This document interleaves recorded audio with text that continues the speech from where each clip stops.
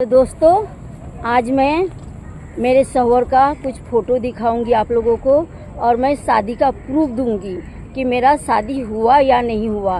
क्योंकि किसी ने कमेंट करके बोला था कि मैं झूठ बोल रही हूँ, तो मैं उस झूठ को आज साबित भी करूँगी आप लोगों के सामने। मैं हर चीज़ साबित करती हूँ, इसे भी साबित करूँगी कि मेरा मनगढ़ंत कहानी है या ये सच्चाई है मेरी ज़िंदगी का।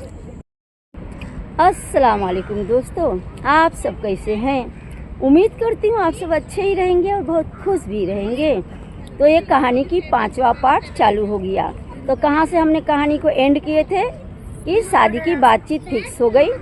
तो उसके बाद जब वो आए, टाइम के हिसाब से आ गए। आने के बाद उन्होंने 2 दिन के बाद मेरी मम्मी ने सारे रस्म चालू की। क्या लेके आए थे उन्होंने? 4 से 5 जोड़ी सलवार कमीज है। जो सलवार कमीज में मेरे निकाह हुआ था वो सलवार कमीज अभी भी रखा हुआ है। आप लोग अगर देखना चाहेंगे तो मैं शॉर्ट बना के आप लोग को दिखा दूंगी। और कान का लेके आए थे सोने का, नाक का था और हाथ का कांच की चूड़ी वगैरह था और भी थोड़ा बहुत कुछ सामान था, मेकअप वगैरह का ये सब सामान था। तो मेरे मम्मी ने, जो एक कुंवारे लड़का का सपना होता है, हल्दी लगेगा, बरियाती आएगी, कुछ लोग आएंगे, तो मेरे मम्मी से जितना हुआ उतना सपना, कुंवारे लड़का का जो सपना होता उतना पूरा की। हल्दी वगैरह के रस्म वगैरह सब मनाए। और मेरा तो पहले शादी में भी हल्दी नहीं लगा था, तो इनको पता था, इनको मैं बताई थी। इन्होंने खींच के मुझे भी हल्दी लगा दिए। बोलते अम्मी अम्मी, चच्ची चच्ची, इसे भी हल्दी लगाओ, क्योंकि इसको भी तो हल्दी नहीं लगा था। तो इसका भी शौक़ बाकी रह गया है कुछ, तो क्यों अधूरा रह जाए, तो अभी पूरा कर दो। तो हल्दी वगैरह के रस्म हो गया, सब कुछ हो गया, मेहंदी वगैरह। तो उसके बाद निकाह की बारी आई। तो मस्जिद से कुछ लोग आए थे, गांव में से थोड़े बहुत लोग आए थे और लेडीज़ में 3-4 लोग आए थे। तो उसमें एक लेडीज़ जो थी मेरी खास पहचान की थी, तो उन्होंने अच्छा सा एक साड़ी लेके आए थे। वो साड़ी आज भी रखा हुआ है। मैं साड़ी नहीं पहनती हूँ, साड़ी पहनने से, चलने से मैं गिर जाती हूँ। तो दोस्तों, कुछ लोग क्या, एक ने कमेंट किया, बोलता चल झूठी, नूर बोल रही है कि कोई ये नहीं, ऐसा नहीं है, वो झूठ बोल रही है। तो मैं प्रूफ दिखा रही हूँ। जो झूठ बनाया मुझे, वो भी एक देख ले। और अब सबको भी मुझे बताना ज़रूरी है, क्योंकि मैं सच्ची हूँ, झूठी नहीं हूँ। ये देखिए शादी का डेट एक क्या है, 20 और 5 और नीचे क्या है, मिट गया है वो। और ये देखिए ये पूरा। और देखिए मैं बताई हूँ ना स्टोरी में आगे कि उनको एजाज नाम है उनका और बबलू प्यार से बुलाते हैं। तो देखिए MD एजाज यानी मोहम्मद एजाज, उसके नीचे मेरा नाम है। आप लोग सब जानती हैं मेरे नाम, मेरे चैनल भी इसी नाम से है, नाहिद किचन स्टाइल। ये लोगों के सिग्नेचर है। कुछ मस्जिद वाले लोग थे, कुछ लोग थे, उनकी सिग्नेचर है। नीचे भी 2 सिग्नेचर है, ये देखिए। और ये देखिए ये सब। तो ये कागज़ की अभी क्या है, बनावटी है। आप लोग तो डेट देख ही लिए। ये झूठा है, मैं झूठ नहीं बोलती हूँ। जो सच है सब लोग बोलते थे। आपके हस्बैंड के बारे में बताओ, आपके पति के बारे में बताओ, तो बीच में आधा अधूरा बताऊंगी तो फिर लोग सवाल करते रहते हैं और फिर मैं कमेंट में जवाब देती रहती हूँ। तो उससे अच्छा मैं वीडियो बना के सबको मैं दिखा क्यों नहीं दूँ। लोगों के एक एक कमेंट के एक एक जवाब देने से अच्छा मैं भी चलो पूरा स्टोरी बताती हूँ। तो आप लोग बोलते हैं कि वीडियो लंबा हो रहा, तो बीच में छोड़ दूंगी, फिर आप लोग सवाल करेंगे, तो इसलिए मैंने पूरे स्टोरी के बता रही हूँ। तो आज का एक दिन और मेरे ख्याल से और एक दिन आएगा, मतलब स्टोरी नंबर 6 हो जाएगा टोटल जानने के लिए। तो चलिए आप लोगों को अब यहाँ से हम फोटो दिखाते हैं मेरे सेकेंड नंबर हस्बैंड का। नीचे करो। हाँ, तो देखिए दोस्तों, शादी से पहले की फ़ोटो है। कुछ स्कूल का भी फ़ोटो इसके अंदर है, दिखाऊंगी। ये देखिए, ये टाई पहने हैं, स्कूल का फ़ोटो है। और ये दूसरे का फ़ोटो है, इनका नहीं है। ये देखिए ये इनका है, यहाँ पे खड़े हैं दोस्त के साथ। और ये देखिए झाड़ पकड़ के खड़े हैं। ये सब इनकी स्कूल लाइफ की फ़ोटो है। ये इनकी फ़ोटो नहीं है, दूसरा है। ये देखिए, ये देख रहे हैं। लोग मुझे झूठा साबित कर रहे हैं। अरे मैं झूठ नहीं बोलती हूँ, सच साबित करने के लिए मेरे पास हर चीज़ रहता है। ये देखिए पानी में खड़े हैं कैसे, इस तरह से। ये देखिए, ये देखिए स्टाइल मार के यहाँ पे भी खड़े हैं, देखिए। ये देखिए ये हाथ में लिए हैं और किस तरह से फ़ोटो निकाले हैं देखिए आप लोग। ये देखिए यहाँ पे इस तरह से बैठे हैं, बैठ के निकाले हैं। अभी का भी फ़ोटो है मेरे पास, मैं आप लोगों को दिखाऊंगी। 6 महीना पहले की फ़ोटो है। ये देखिए यहाँ पे भी बैठे हैं। और ये जो फ़ोटो है ये दूसरे का फ़ोटो है, इनका नहीं है। ये भी दूसरे का है और है इधर दिखा रही मैं आप लोगों को। ये देखिए ये झाड़ के पास है, बराबर आया नहीं है फ़ोटो। बहुत दिन का फ़ोटो है दोस्तों, स्कूल लाइफ की फ़ोटो है, तो हर फ़ोटो सही से नहीं है। ये है, बाकी और नहीं है। तो उसके बाद दोस्तों निकाह वगैरह हो गया। फिर हम लोग हंसी खुशी रहने लगे, बहुत हंसी खुशी रहते थे हम लोग। मुझे काम पे नहीं जाने पड़ता था, बैठ के आराम से घर में खाने को मिलता था। कुछ दिन के बाद फिर ये चले गए, टाटा चले गए उनके अब्बा के पास, जहाँ पे इनके कारखाना था, जहाँ काम करते थे। इनके अब्बा को बताए, इनका अब्बा मानने को तैयार नहीं बोले हम नहीं लेंगे घर में।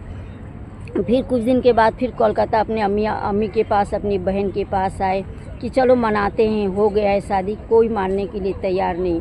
फिर मैंने फ़ोन की तो बात की, ये सलाम वगैरह हो गया, लेकिन बोलते नहीं, मैं यहाँ पे अपने दरवाजे पे नहीं उठाऊँगी। उसके बाद फिर हम लोग रहने लगे। रहते रहते कुछ दिन के बाद, 1.5-2 साल के बाद फिर मैंने फ़ोन की, अम्मी आप यहाँ पे आ जाओ, मुझे नहीं लोगे तो यहाँ पे आ जाओ, घूम फिर के मुंबई देख के जाओ। बोले नहीं हम नहीं आएंगे। फिर मेरे शौहर यानी एजाज, सेकेंड नंबर वाला जो शौहर है, जो दूसरी शादी हो गई, उनकी नाम एजाज है। फिर इन्होंने फ़ोन किए तो वो लोग नहीं माने, बोले तू अपने घर पे लेके जा, मेरे घर पे मत आना। तो इनका एक घर था, इनके नाम से था। फिर हम लोग वहाँ पे गए, 1 महीना तक वहाँ पे थे, इधर उधर घूम रहे थे। फिर उसी में अम्मी आते थे, यानी मेरी सास, जिसे हम चच्ची मझली अम्मी बोलते। मेरी ननद भी 2-3 बार आई थी। आने के बाद फिर हम लोग के बातचीत हो गया। फिर एक दिन मेरे सास मुझे बैठा के बोलने लगी। तो मेरे सास बैठा के मुझे बोलने लगे, बोलते नहीं दुआ बोलते थे मुझे, नहीं दुआ ये अच्छा नहीं हुआ, तूने अच्छा नहीं की। मैं बोली क्या मैंने अच्छा नहीं की, जो नसीब में रहता है वही होता है। मैंने कुछ जानबूझ के नहीं की, मैं तो खुद नहीं करना चाहती थी, लेकिन हो गया तो मेरे तकलीफ़ हो जाएगा। मेरे यहाँ पे कोई मर्द नहीं है। मेरे क्यों, अब्बा नहीं है, अब्बा आते जाते नहीं हैं। अब तो बेटा को कहीं ना कहीं शादी देते ही थे, तो आप रख लो ना हमें, हम रहेंगे यहीं पे। बोले नहीं ये नहीं हो सकता। मैं बोली ठीक है, जब ये नहीं हो सकता है तो आप चाहते क्या हो बोलो। आपको आपका बेटा चाहिए तो बोलो। अगर आप चाहते हो कि मैं इनको छोड़ दूं तो ठीक है, मैं इनको छोड़ दूंगी। आप बोलोगे तो मैं तलाक तक इनसे ले लूँगी और मैं चली जाऊंगी।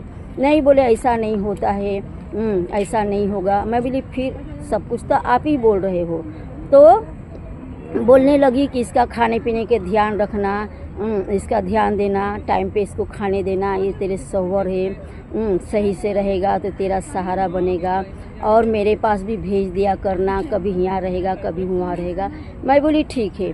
फिर जब हम आने लगे तो मेरी जो सास है बहुत सारे कांच के चूड़ी डब्बा भर के दिए, डब्बा भर के लेके आई। कम से कम 2-3 साल तक वो चूड़ी मैंने पहनी।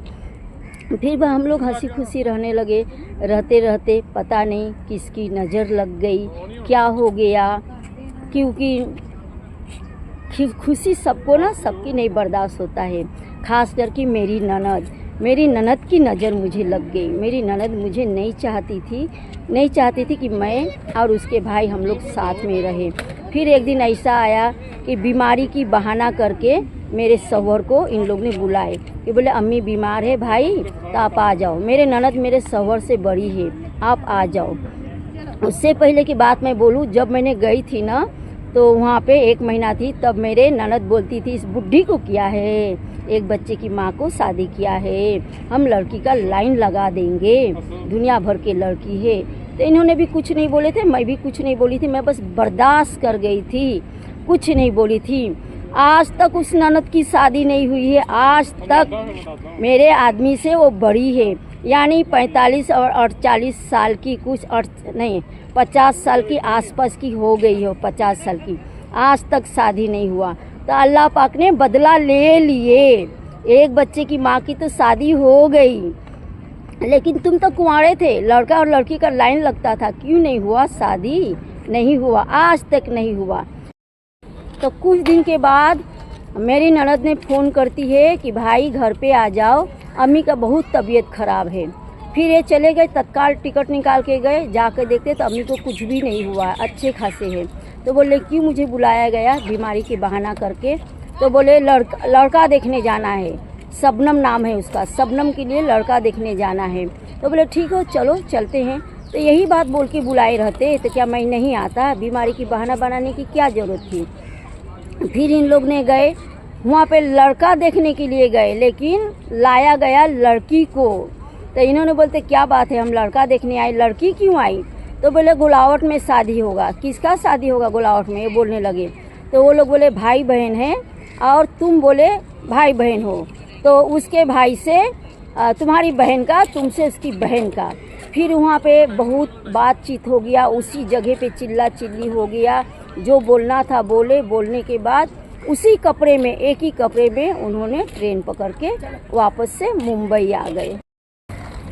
तो फिर मुंबई आने के बाद थोड़ा मेरे शौहर यानी एजाज टेंशन में रहने लगे, थोड़ा नशा करने लगे, पता नहीं ऐसे। फिर उन लोगों से फ़ोन पे क्या बातें हो गई मेरे को क्लियर नहीं बताते थे, बस इतना बोलते थे मैं करूँ तो क्या करूँ, जाऊँ तो किधर जाऊँ, इधर मेरे औरत बच्चा है, उधर मेरी माँ बहन है, मैं क्या करूँ, मुझे समझ में नहीं आता। तो मैं बोली आपको जो अच्छा लगे आप करो, मैं आपके हर फैसले में खुश हूँ। बोलते नहीं, लेकिन मैं खुश नहीं हूँ ना, मैं किसी को नहीं छोड़ सकता। इस तरह से कुछ दिन जाते रहा, चलते रहा, फिर बहुत ज़्यादा पीने लगे। तो लास्ट में मुझे उनको यहाँ से भेजना था, वो जा नहीं रहे थे मेरे को छोड़ के। वो जो नशा में जो डूब गए, मुझे अच्छा नहीं लगता था। और घर पे हमेशा थोड़ा थोड़े में कुछ झगड़े हो जाते थे, बातचीत हो जाता था। तो मैं सोची चलो इनके माँ के पास मैं भेज दूँगी कोई ना कोई बहाना करके, तो थोड़ा वहाँ दिन रहेंगे, थोड़ा दिन तो शांत हो जाएंगे। फिर मैंने इनको बोलने लगी एक काम करो, आप मुझे छोड़ो या तो आप ये नशा छोड़ो। तो बोलते मैं कुछ दोनों में से कोई नहीं छोड़ सकता। मैं बोली आपको छोड़ना ही पड़ेगा। फिर वो बोले चल मुझे स्टेशन तक छोड़ दे, CST। मैं बोली मैं नहीं जाऊंगी, मैं आपको छोड़ के नहीं आ सकती, बस आप चले जाओ। तो उस दिन नहीं गए, वो दूसरे दिन चुपचाप एक ही कपड़े में चले गए। फिर आगे की कहानी जानने के लिए अब यहाँ पे मैं नहीं हंस पाऊँगी। तो आगे की कहानी जानने के लिए आप लोग पार्ट नंबर 6 देखिए। 6 नंबर पार्ट में आप लोगों को दुख भरी कहानी मिलेगी और एंड भी हो जाएगा। तो चलिए ब्लॉग यहीं पे एंड करते हैं, फिर हमें अगले ब्लॉग में मिलेंगे कुछ एक नया सा लेके।